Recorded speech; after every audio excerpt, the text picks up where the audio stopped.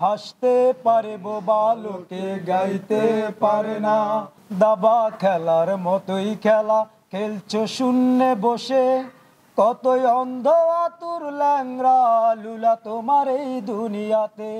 ১৯৫৭ সালে ১১১ একর জমির উপর পাবনার হেমায়তপুরে প্রতিষ্ঠিত হয় দেশের একমাত্র বিশেষায়িত পাবনা মানসিক হাসপাতাল।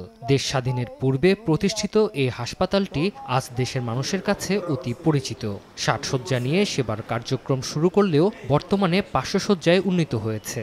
দেশের সব প্রান্ত থেকে মানসিক রোগীরা এখানে চিকিৎসা নিতে আসেন। জনবল ও শয্যা সংকটে বিপাকে হাসপাতাল কর্তৃপক্ষ। হাসপাতালে প্রথম শ্রেণীর চিকিৎসক ৩৮ জনের মধ্যে রয়েছেন ২৫ জন, দ্বিতীয় শ্রেণীর ৩১৬ জনের মধ্যে রয়েছেন ৩০৯ জন, তৃতীয় শ্রেণীর ১১৯ জনের মধ্যে রয়েছেন ৭২ জন এবং চতুর্থ শ্রেণীর ১৮০ জনের মধ্যে রয়েছেন ৬০ জন। তবে রোগীর স্বজন, নার্স ও স্টাফরা জানান, মানসিক রোগীদের সঙ্গে হাসপাতালে বন্ধুসুলভ আচরণ করা হয়। ওরা তো ফ্যামিলির সাথে থাকতে চায়, কিন্তু ফ্যামিলি ওদের নেয় না সামাজিকতার কারণে, বা ওদের ডিস্টার্ব হয়, সমস্যা করে মানুষের মাঝে চলাফেরা করার জন্য, যার কারণে এখানে বছর পর বছর পরে থাকে। সবাই এসে বলে যে আমরা বাড়ি যাব, বাড়ি পাঠান। তখন আমরা বুঝাই যে তোমরা ঠিকমতো চিকিৎসা নাও, সুস্থ হয়ে গেলে আমরা নিজেরাই তোমাদেরকে বাড়ি পাঠাবো।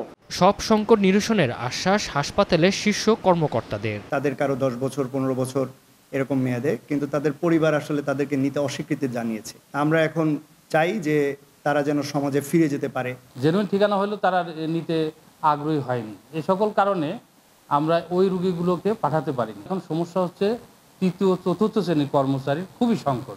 মিথ্যা তথ্য ও ভুল ঠিকানা দিয়ে ভর্তি করানো ৭ রোগী বাড়ি ফেরার অপেক্ষায় রয়েছেন।